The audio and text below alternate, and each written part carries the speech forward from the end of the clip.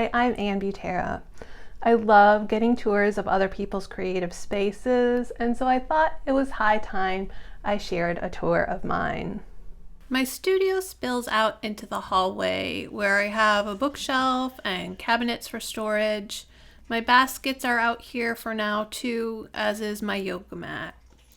My studio is one of the upstairs bedrooms in our house, and it's about 11 feet by 13 feet, so it's not very big. One of the challenges is that this space needs to fulfill many functions.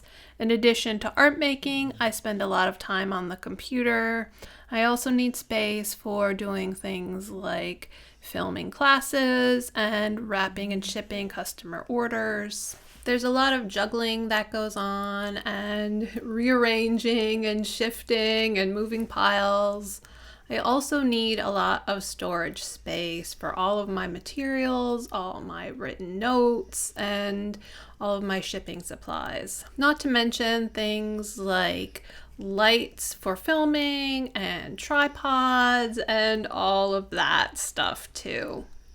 Readers of my blog will have watched my studio evolve, or at least seen my posts where I share how my space has evolved. I've been here for not quite 9.5 years, which is hard for me to wrap my head around.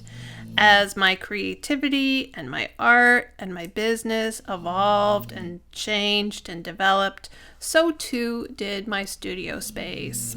It's still far from perfect, but I love it even so. It makes me happy just to be here. And that's what I wrote in the piece published in the winter 2023 issue of In Her Studio magazine. You might have noticed in these videos, or at least heard me mention in last week's, that I've rearranged my space yet again.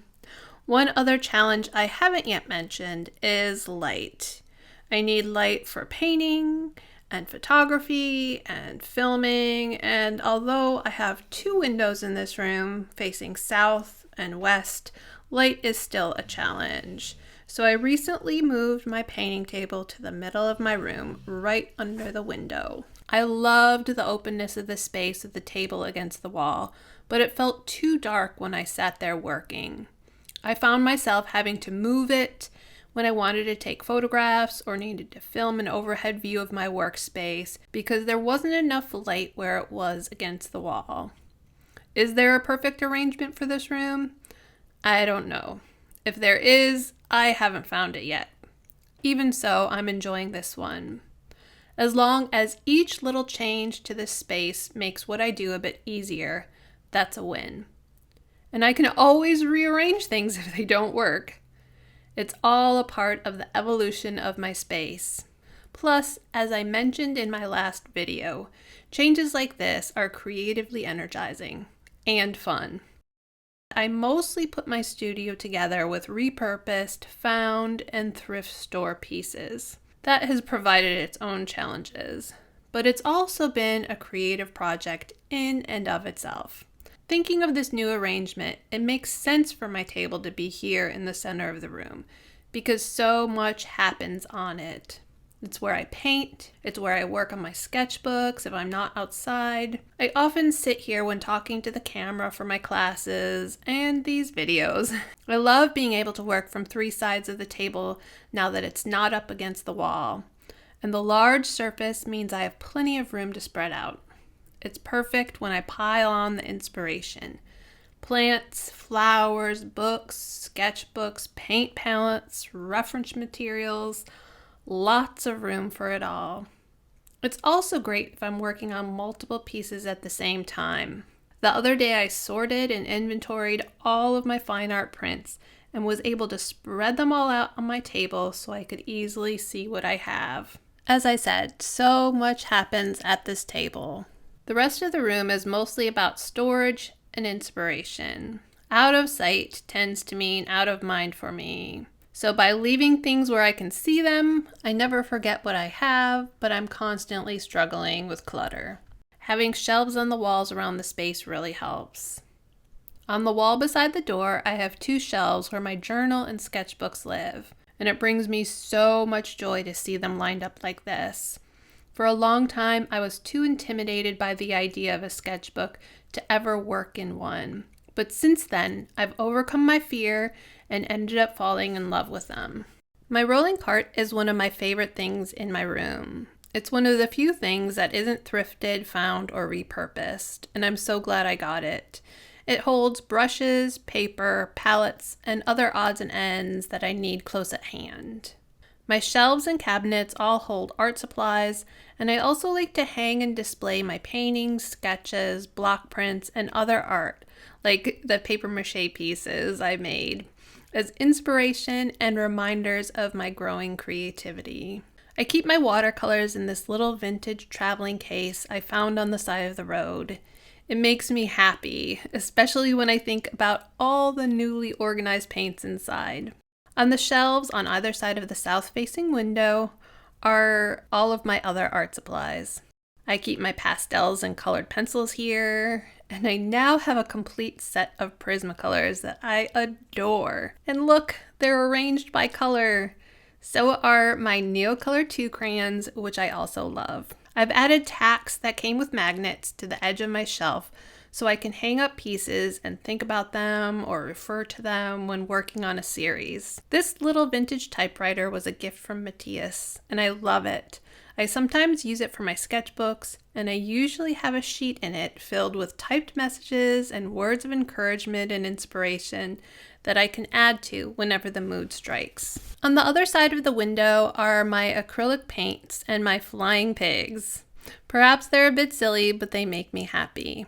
My gouache and acrylic gouache paints are here too, along with various mediums and gesso. I loved how this abstract piece turned out, and so for now it's hanging here too, with a few other bits and bobs on the shelf I recently backed with my wallpaper designs. My other main workspace is my computer desk, and beside it is Claire's pillow. The built-in drawers under the window hold collage papers, fabric scraps, sewing patterns, and other odds and ends, and I should probably clean and organize them one of these days. This window faces west and is a perfect place for some of my plants. Of course, plants are essential to my creativity, and I need them in my space, though sometimes it's hard to share the light with them.